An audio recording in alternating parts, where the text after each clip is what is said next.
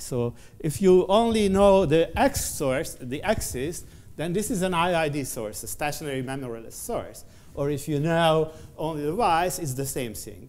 But as a matter of fact, they are correlated. And so, so you have the X source, and you have the Y source. So they are just, you know, outputting their symbols. And these are observed by separate encoders.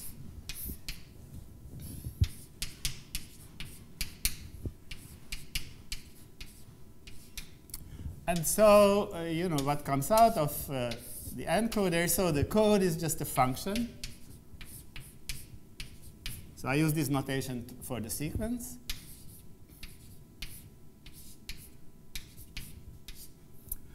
And these two code values are made available to a decoder. But now the decoder should retrieve, so the decoder's you know, action is some function phi, that's a decoding function.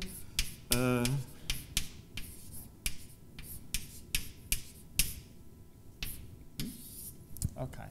And what we want is the value of the decoder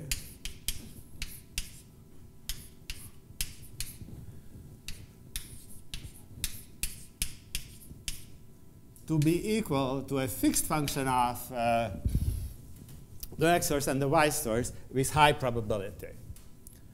Okay? So equal to, I will specify it, because now I will, I mean, this is a very general framework, but I will specify, because this is a very hard problem in general. I will show that this is very hard even in a special case, the special case I would like to talk about briefly, I hope. So, okay, so let's say that X is now binary and Y is binary. Okay. And so, and there is a well-specified joint distribution. So, and this is what is usually called the binary symmetric source. So in the binary, so there is, you have some value P, and the, well, as a matter of fact, it's more useful to write it this way.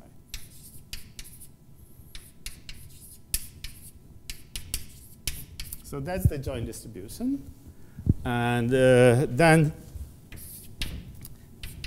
for every I, Z sub I is just the modulo 2 sum of X sub I and Y sub I. And so therefore, this creates then a Z source. And the condition is that the decoder should, you know, restitute the Z source with a high probability. Okay? And well, that's fairly easy to do. I mean, if the encoder function of X just compresses X down to entropy, and if Y does the same, then you can do it. So the question is to determine all the pairs of values such that, you know, F sub n has,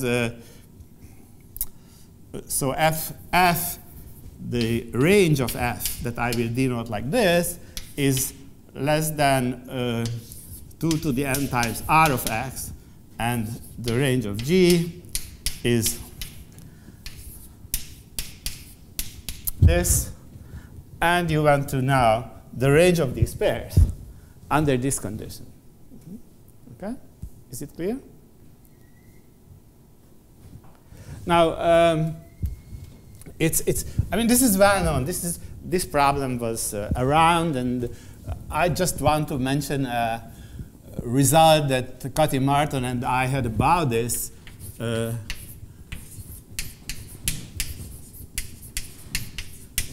a very, very long time ago. So. Okay, so it's a very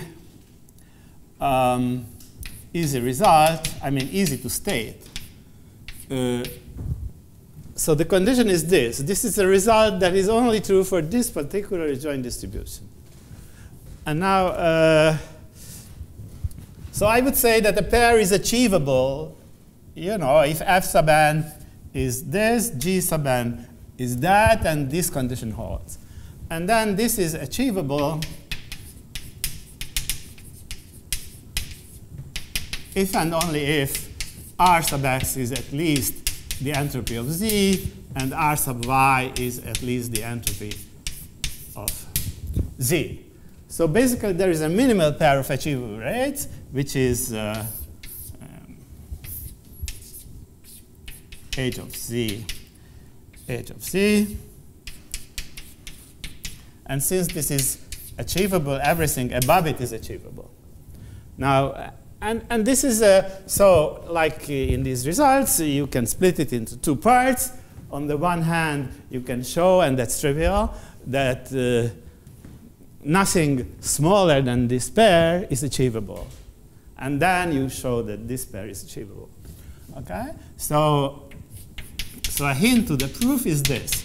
So naturally, r sub x is at least h of z given y. I mean, I use these subscript-less letters to indicate random variables that have the same distribution as, you know, x here, z and y have the same joint distribution, and all the z sub i's, y sub i's. Okay, so that's the notation. And that's perfectly obvious because what has to be decoded upon is z, the z source. And even if the decoder had all the y's available, it would still need this amount of information, because this is the residual uncertainty about z once you know y. So that's perfectly all right. And symmetrically, you have the same thing for the y rate. So this is necessary. But now, because of the particularity of the joint distribution, you know, z is independent of y. So this is actually equal to h of z, and likewise, this is equal to h of z. So therefore, nothing outside of this region is achievable. I mean, this is fairly standard, more or less trivial information theory. But now comes the twist, or the surprise, at least, and this is that you can actually achieve this. But you know, in this kind of information theory, the construction would be something like, you know, you just randomly choose from a large ensemble, and almost everything you choose is a good code.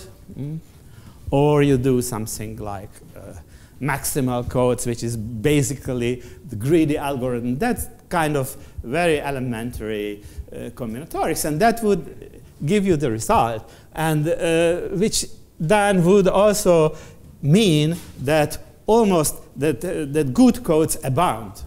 They are everywhere. But this is not the case here. So I will just sketch give a hint to the solution why this pair of rates is jointly achievable. And that's basically because if you have the z source, now the z source is an IID source, okay? And then there is a sequence of functions that are linear. So they compress this down to the entropy of the z source. And so this is a compression, a true compression, but it is, so with high probability, this allows you to get back the z source, the string of the first n outputs of the z source. And, well, this is always possible, but this is linear.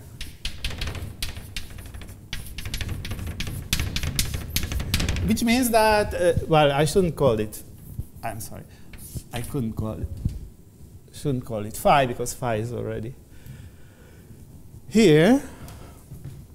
Okay, so this is linear. That's very important. I mean, this is an elementary fact that such linear codes exist, and I won't explain it here. The random linear function works. Yeah, right, exactly. I mean, this is some classical result. It goes back to Peter Elias in a way.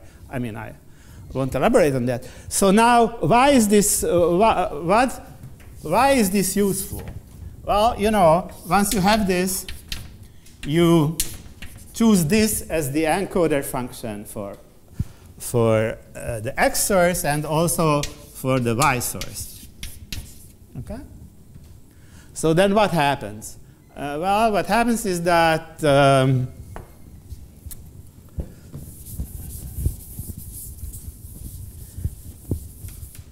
you know, so the encoder gets, the decoder gets the value of phi for the x source, and it gets the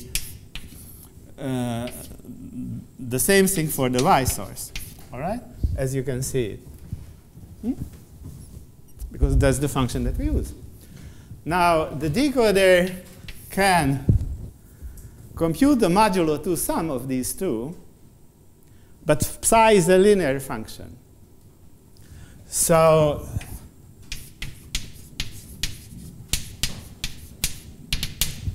it's a linear function. Therefore, this is equal to the value of this function for the modulo 2 sum, which is z.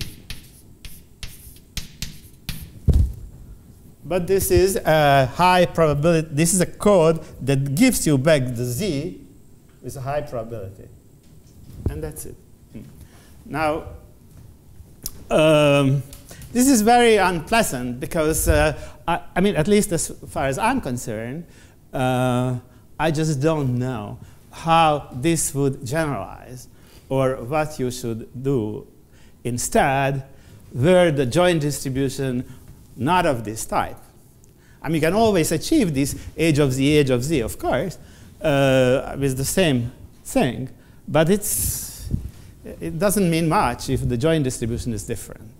And well, of course, some people would say, but it's not true, as far as I'm concerned, that this is unique, that you cannot achieve the same rate region in any other way.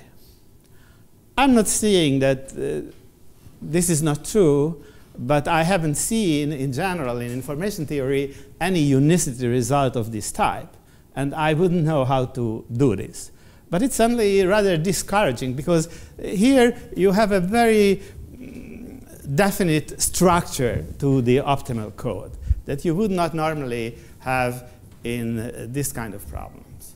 So this is somehow the reason why I then got interested in problems where you actually, where it is clear from the beginning that you need more structure, and where probably neither random choice nor greedy algorithms would you know, solve your problem. So I have started to explore such things basically in order to get insight into which direction I should go or we should go with problems that I consider information theory in a broad sense. So this is something very, very old. So maybe most of the, as a result, maybe most of the people in the audience were not even born when we did this. But now I would like to talk about things more recent. So do you have any question? So if you replace that with the and of cosine y, then what do you do? Oh, the and. Well, I don't know. Somehow, yeah, you mean the product rather than, yeah. I don't know, or at least I don't remember. So somehow, you know, this solution discouraged me so much that I felt that, I mean, I should first see what happens for this problem in general, I mean, for general distributions. And I just don't have the faintest idea. Actually, when we found this result with Martin, I should say, because I like this, that we wouldn't even want to publish it. But what happened was that A told our solution to B, and then C heard from B the solution, and he explained this in a talk when we were present. And so it's not all Hungarians in this story, but I won't reveal more. And then, so he explained this as B's result. And Kati and I were there, and we said, hey, wait a minute, this is not B's result, it's ours. And so then we decided to write it down. Because, you know, we felt, and I still feel, that in this kind of problems, you have a solution once you know the answer for all the joint distributions. If you only have it for a particular kind of joint distributions, that's nothing. All right? Okay, so can I? Are you using beyond the independence of Z from X and Y marginally? Where? I mean, we use it because the obvious how should I put it? The obvious non-existence bound is like I said, this. Yes, I'm saying so. And it's just this just coincides with age of the age of C. Right. So this uses the independence, the marginal independence of Z. Yeah. Beyond that, are you using anything about? No. Well, you saw. I mean, I practically gave the proof. Except for showing that actually these linear codes exist, but that has nothing to do with the joint distribution. It's just I'm just looking at the Z source as it is, and all right. Is that an answer? Okay, good. So now so this is more shaky. Let me just try to explain some of these problems and results that. Recent, but this is more or less, I would call it, it's combinatorics, but that's formally information-theoretic. Okay? So, of course, perhaps the most intriguing and incredibly difficult problem in information theory, or in the neighborhood of information theory, is the zero-error capacity of the discrete memoryless channel, or Shannon's graph capacity. And there, you know, you cannot be sure that there is a formula for this capacity. Nobody has found one. And there are no general coding principles or construction principles. And actually, we just don't know the solution except for this lucky exception of graphs where you know, the graph is both symmetric in its vertices and self-complementary. Then Lovász found the solution for the capacity, but not in general. So I thought that it would be interesting, and in some cases it was, to generalize this problem, even though it's unsolved, because then you might find some other special cases that you can solve and that are interesting. And basically, so I started to move away from you know, information-theoretic problems where you have a finite alphabet and you look at strings from the finite alphabet. Actually, so let me just first state a problem in the form of a puzzle. And this is just a special case of one of these generalizations. And so it's just the following. You know, so before stating the puzzle, let me just do some introductory comments. So consider two permutations, P and rho of, so it's permutations of, you know, the first n natural numbers. Now, there is a thing in combinatorics that is called intersection problems or intersection theorems. And it is fairly easy. So you would say that P and rho intersect if there is an I for which P sub I is equal to rho sub I. And then, but this is just a very special case of what people have studied and solved the problems. So you would like, given n, you would like to know the largest cardinality of a set of pairwise intersecting permutations. Okay, so what is the largest cardinality of a set of permutations such that every pair of them, every pair of them, share a value for one in one coordinate? I mean, this is so the answer is the maximum of a family of pairwise intersecting permutations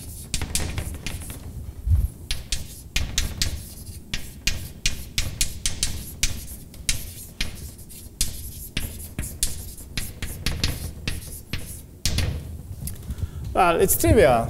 It's more or less, it's n minus 1 factorial. Why is that? Because on the one hand, it's very easy to find such a family. You just consider all the permutations that leave 1 in its place. And that is a family of pairwise intersecting permutations, and it has this cardinality. On the other hand, why can't you have more than that? That's also perfectly obvious, because you fix a permutation, and then you consider its cyclic shifts. Okay, so this is n permutations, and no two of them are intersecting. Okay, so now you can partition all your permutations, all the permutations that there are, into these classes of cyclically equivalent permutations. And so there are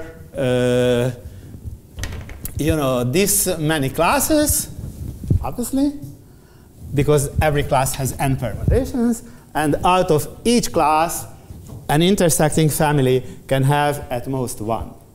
So therefore, you can have at most n minus 1 factorial of these permutations. And this is, a an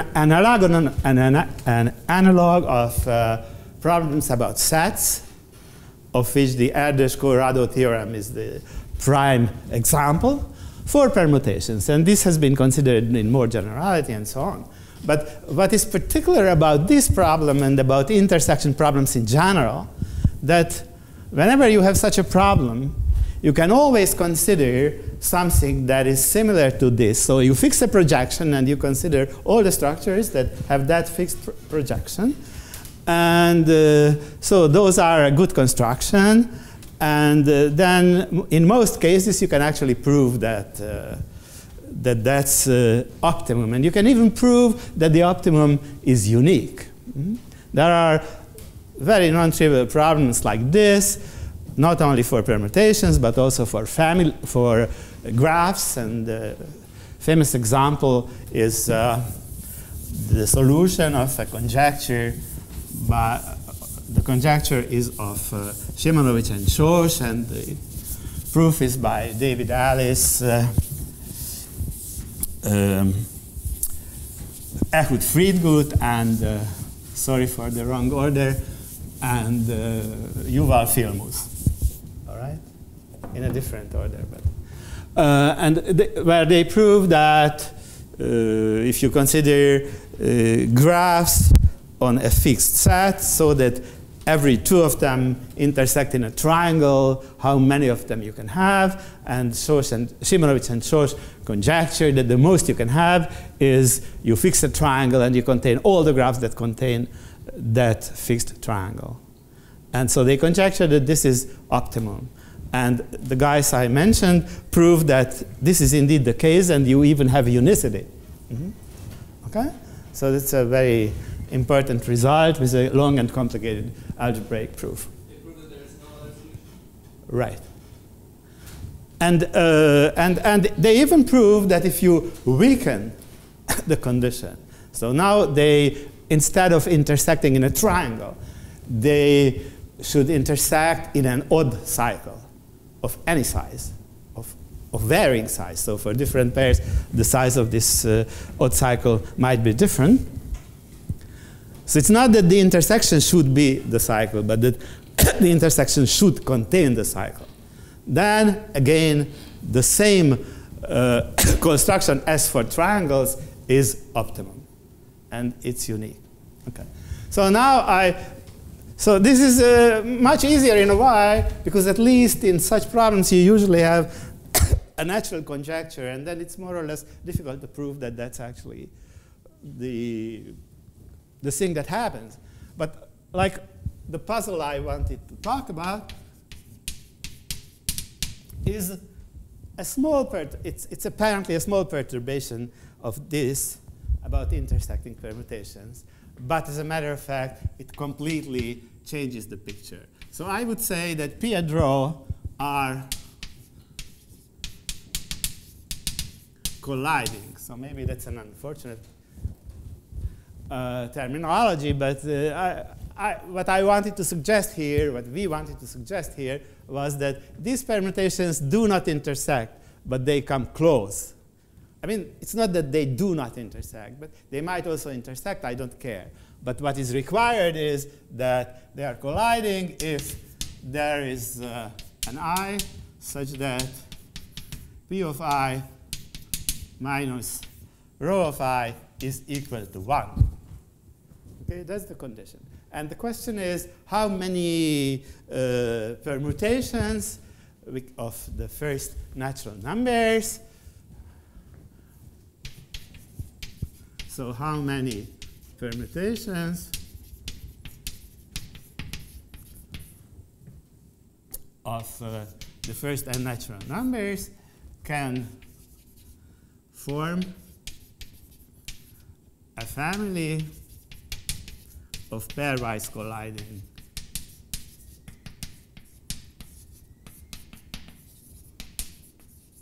permutations?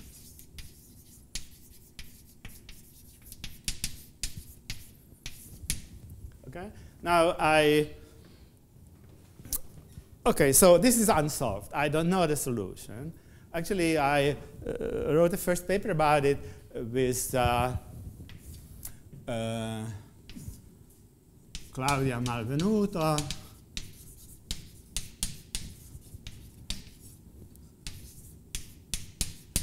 I guess that was in 2006. So, I mean, this dramatically changes everything because there is no natural conjecture. There is nothing that corresponds to these kernel structures or nuclear constructions in which you fix a projection and then you vary the rest in an arbitrary manner. Here there is no obvious construction that would give infinitely many of those. So let me just talk about this a little bit. So if I denote this number by T of n, then you can see right away that actually you cannot have more than this many permutations in such a family. And that's really perfectly obvious, and it shows you right away that such a family can only have an exponential size. Now, why is that? I mean, this is really, I could be general about this, but I don't want to be general. I just want to show you this. Okay? So now, if you have a permutation, then you can associate with this permutation what I might call the profile of the permutation, which is a 0-1 sequence. So I replace the numbers so I looked at the permutation as at a sequence of integers from 1 to n, in which every integer appears just once, and I associate with every coordinate its parity. So then it's either even or odd, and that gives you actually, well, at most 2 to the n profiles, different profiles. Actually, it's a little bit less because in a profile, the numbers are, you have this many ones corresponding to odd numbers, and this many zeros corresponding to even numbers. Sorry? Yes. So you have a permutation. So a permutation is like P1, P2, etc., P sub n. Okay? So that's a sequence. And these are numbers. It's actually all the different numbers are 1 to n in some order. And obviously, these numbers are either odd or even. And this many of them are odd, and that many of them are even. Now, if I write a 0 for an even number, a 1 for an odd number, then I get a binary sequence in which you have this many ones and this many zeros. And and if you have two permutations that are in collision, then they cannot have the same profile. Because if they have the same profile, then they nowhere differ in one. Okay? So, all right. So this is fairly elementary. Now, but how about constructions? Now, one thing you can do is that you look at small constructions. So you consider a small number L. You do the best construction. Maybe you find it by computer. And then there is something that even for permutations, there is something that corresponds to Cartesian powers. Because you do this small construction, then you lift up your numbers, excluding these ones in your small construction, and then you take the Cartesian product, and you keep going on like that.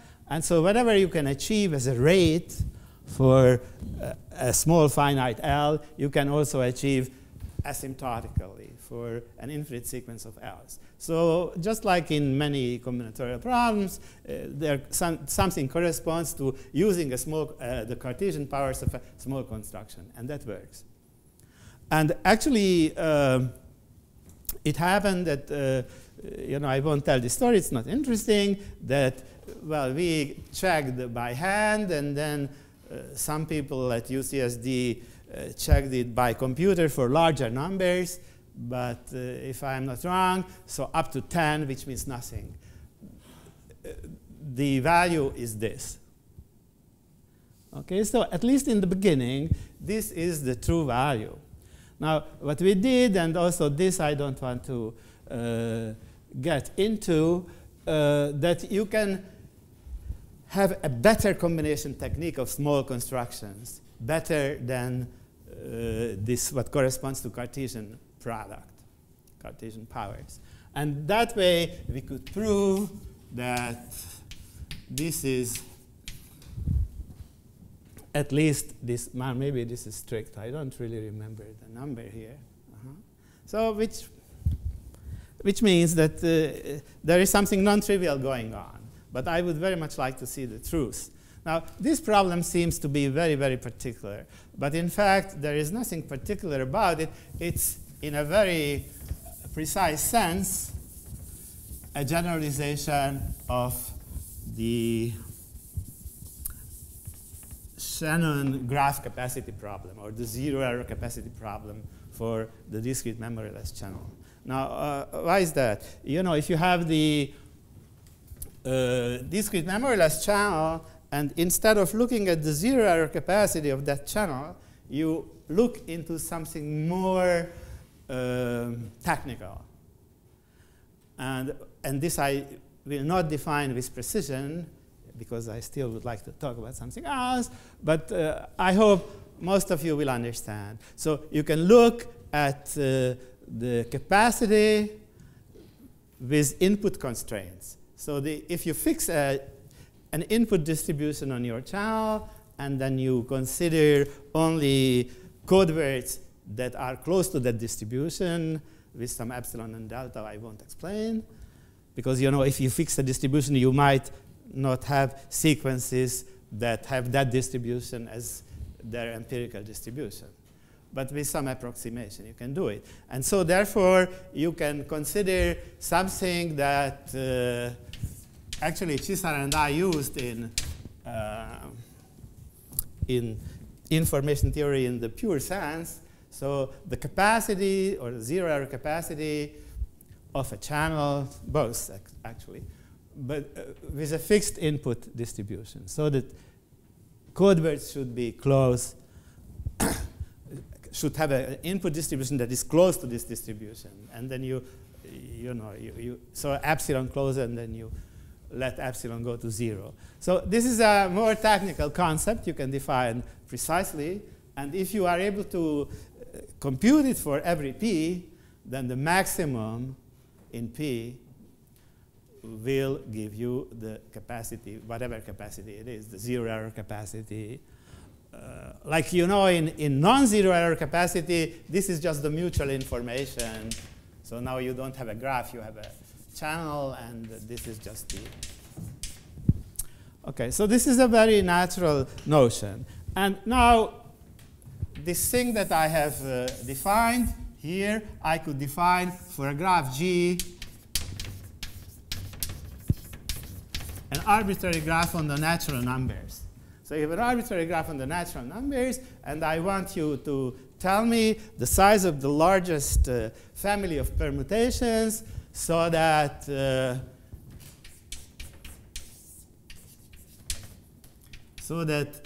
they are pairwise G different, meaning that there is an I such that P of I, rho of I,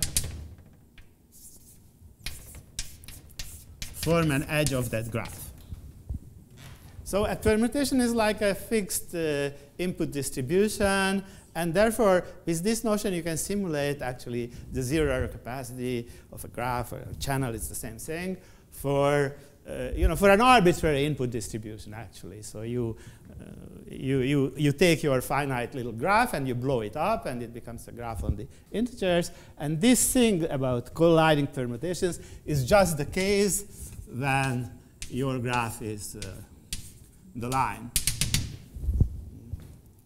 And in some cases, like for instance, when the graph is the complement of the line, then we could determine exactly the maximum size of a family of permutations that are G different for that graph, which is the complement of the line. Yes? If you relax so for that index I, the pi I minus phi I to be exactly 1, suppose you just require it greater than equal to 1, does that change the problem? But I'm saying that if I now consider that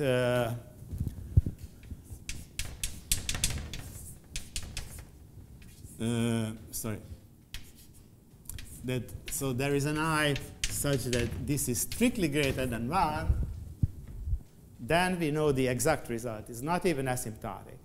So, and then the question is, to look at this in general for arbitrary graphs. And I find this is interesting, once again, also because this just contains the original Shannon problem. Oh yeah, that's the same thing. I mean, if you have an arbitrary D, not just one, then this means that your graph is the union of, vertex disjoint union of these infinite lines, and D of them. I mean, you can do. I mean, if you introduce, this formalism, then you can go from one graph to the other, and yeah, you can do this. So let me just. So I basically wanted to mention this. Because on the one hand, this is, as far as I'm concerned, a natural generalization of graph capacity for permutations instead of strings from a finite alphabet. But also because once you look at these problems and you begin to like them, if this can ever occur to you, then it becomes very natural to go a further step and get away from sequences in some sense. And so let me just talk about this, about such problems. I just want to give you a glimpse. If my watch is not broken down, then I still have 7 minutes, right? Okay, good. So now, so there is a general, so let me first start once again with something that is easy, and then define the same thing in general. So I was talking about permutations. Now, permutations, of course, are like the following. So I have a complete graph on n vertices. Say that it is, once again,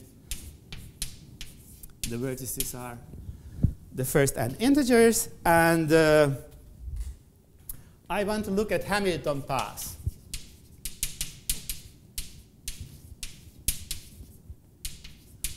So what is a Hamilton path? It's a complete graph. So a Hamilton path is just like a permutation. A permutation would be a well-oriented Hamilton path because it would have a first element and the second element and so on. But now there is no so there is no orientation now in the Hamilton path, but it's very much like a permutation. Okay?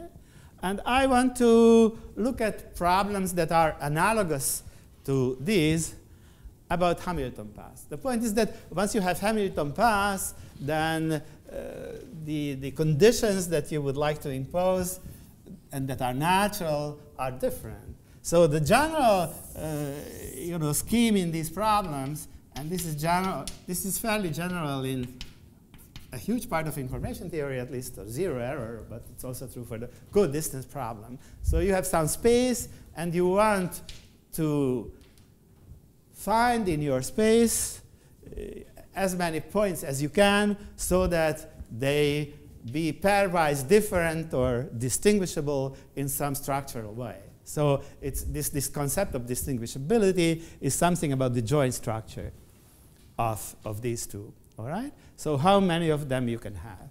Now, once you have Hamilton paths, then one thing, so let's say that I will denote by f sub n the family of all Hamilton paths.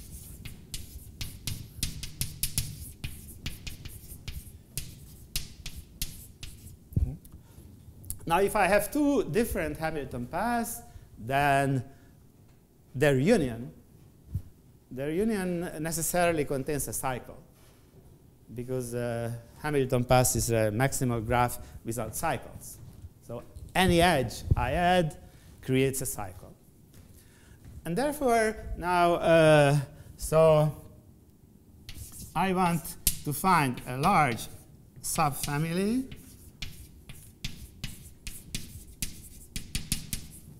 so that the pairwise union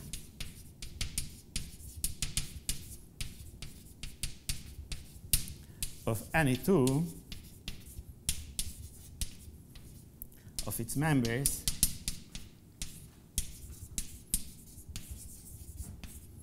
contained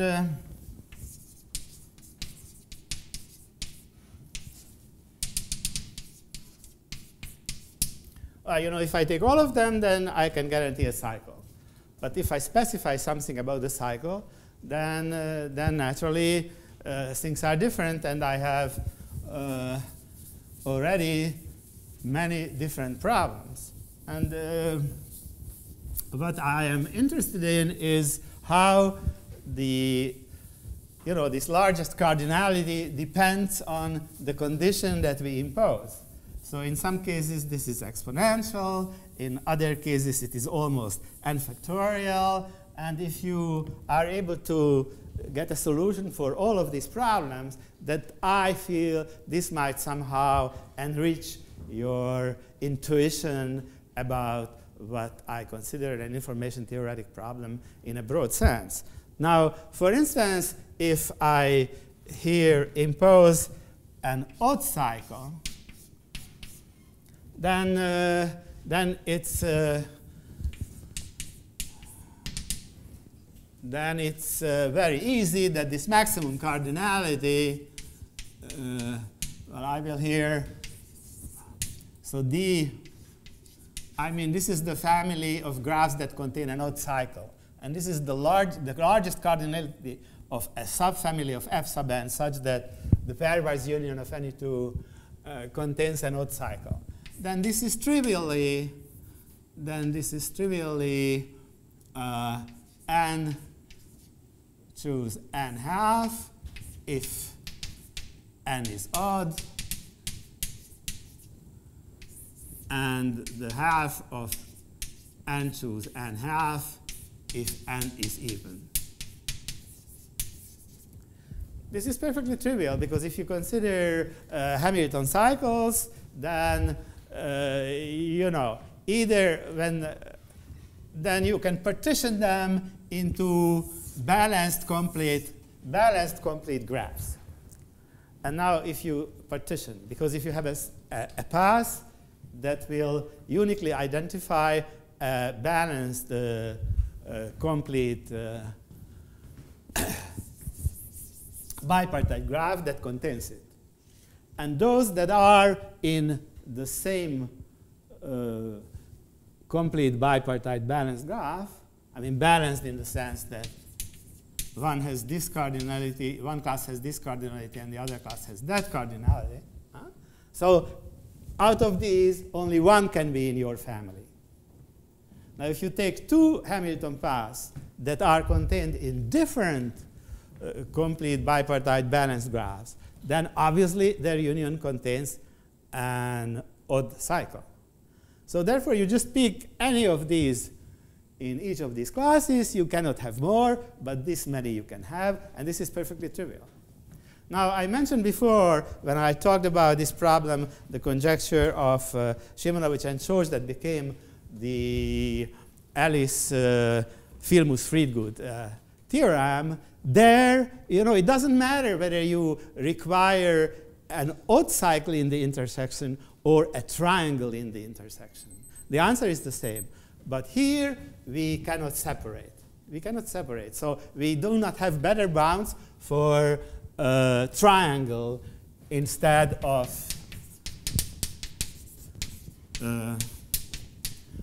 odd cycle. So just one more minute.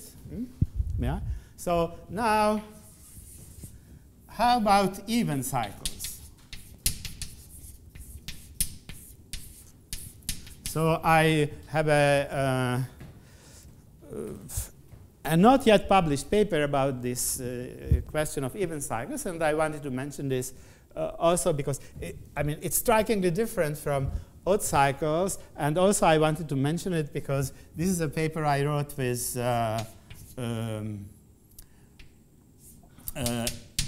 Emanuela Facchini and Gérard Cohen, and it just so happens that Gérard Cohen is here as an illustration of our work. So, so what happens with even cycles? Now, with even cycles, you can have that, you can see that, well, first of all, if you take a balanced complete graph and all the Hamilton paths in it, that is just asymptotically, so that's like 2 to the Cn times n factorial, so it's just exponentially less than everything. And this is a good construction. But this is not the best construction. And we do not know the optimum. But we have a better construction. And the better construction is by the greedy algorithm. So it's just so mysterious, like for the coexistence problem, you know nothing better than what the greedy algorithm gives you. So why is that? We can have the same question. So by the greedy algorithm, you can have a better exponent here. But that is not so hard. But what is interesting is that if you then replace even cycles by the smallest even cycles, so we want a C4, then we can prove that the maximum, we do not know the exact maximum, we know that this value is between the square root of n squared up to exponential factors and n to the 3/4 of n. So this is definite. So you can definitely have only much less if you restrict your even cycle to be small. Okay. So now my time is absolutely over, and so I stop here.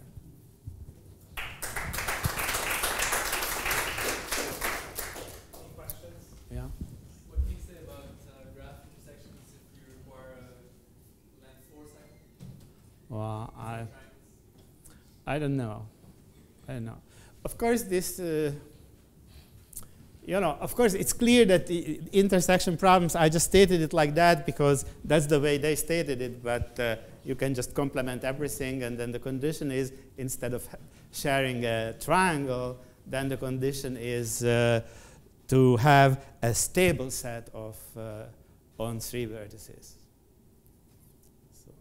Okay, no, I don't know, because, I mean, basically, these problems have been discussed only by some 2 or 3 people. So far it didn't get, I mean, nobody got hooked up on this. So one of the reasons why I like to talk about is try to generate interest. Oh, yeah. There we do have non-trivial results about the 4-click. So that's another paper. That's a paper of mine with one of my former students,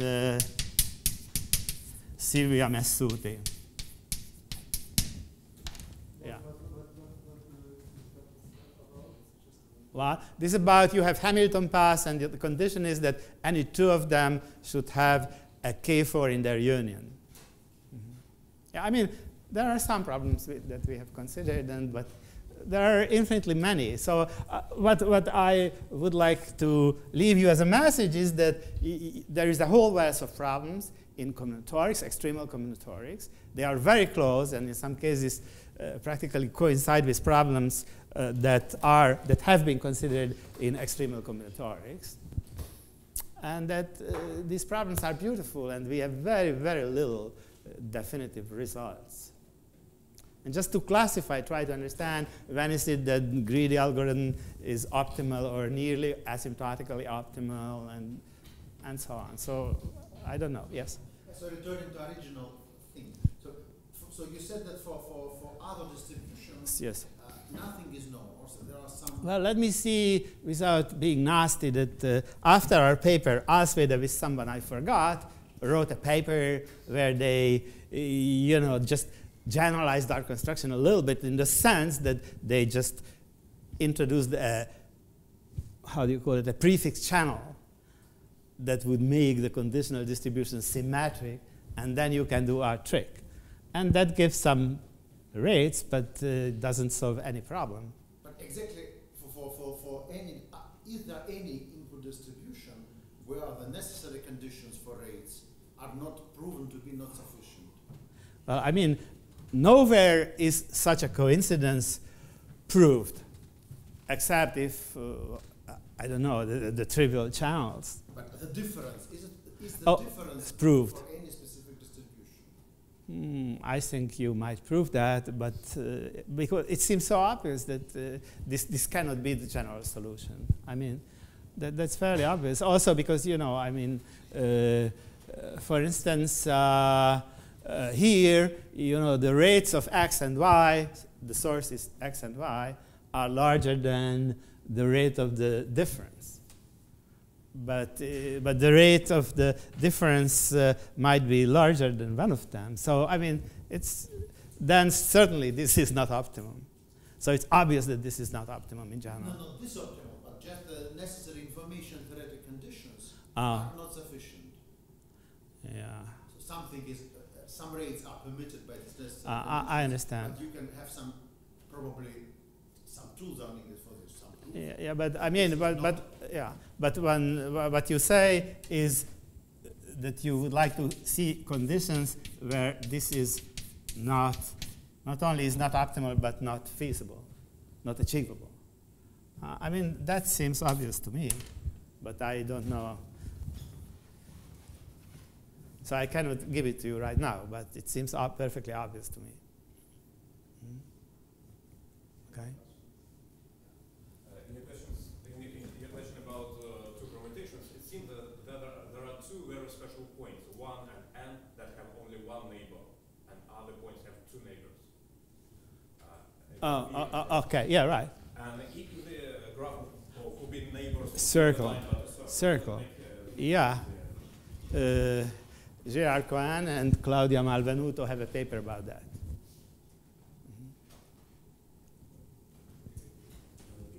Let's thank János again. Okay.